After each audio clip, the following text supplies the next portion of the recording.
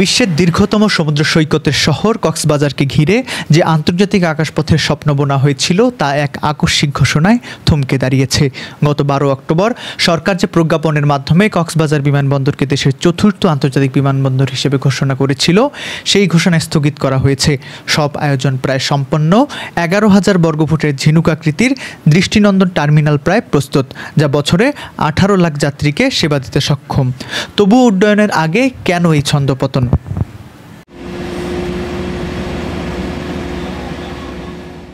বাস্তবতা হলো, একটি আন্তর্জাতিক বিমানবন্দর হতে হলে যে ধরনের প্রযুক্তিগত মান, নিরাপত্তা ও অবকাঠামো থাকা প্রয়োজন, তার থেকে অনেক দূরে কক্সবাজার বিমানবন্দর।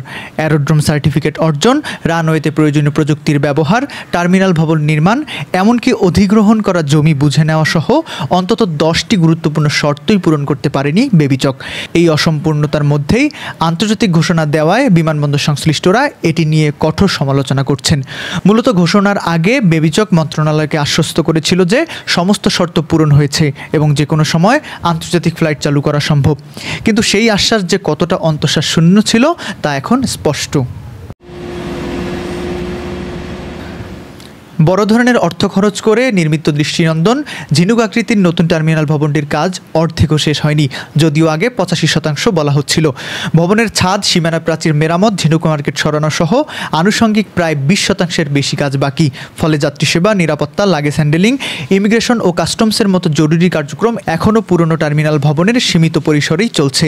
বিমানবন্দরের নিরাপত্তা ব্যবস্থার মারাত্মক ঘাটতি, রানওয়ের প্রযুক্তিগত দুর্বলতা এবং অগ্নি নির্বাপন সরঞ্জামের অভাবও প্রকট। সমুদ্র ছুঁয়ে নামার যে স্বপ্ন, সেই 10,700 ফুটের রানওয়ের মধ্যে 1,700 ফুটের কাজ এখনও বাকি।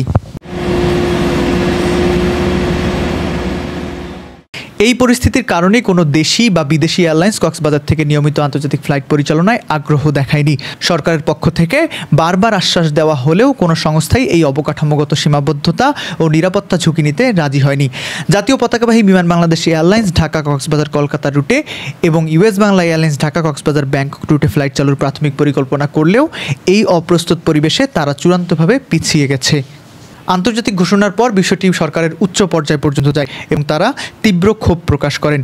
পরিস্থিতি বেগতিক দেখে মন্ত্রণালয় এবং বেবিচকের কর্তারা একাধিকবার কক্সবাজার সরজমিনে পরিদর্শন করেন এবং বাস্তবতা দেখে বিরূপ প্রতিবেদন তৈরি করতে বাধ্য হন।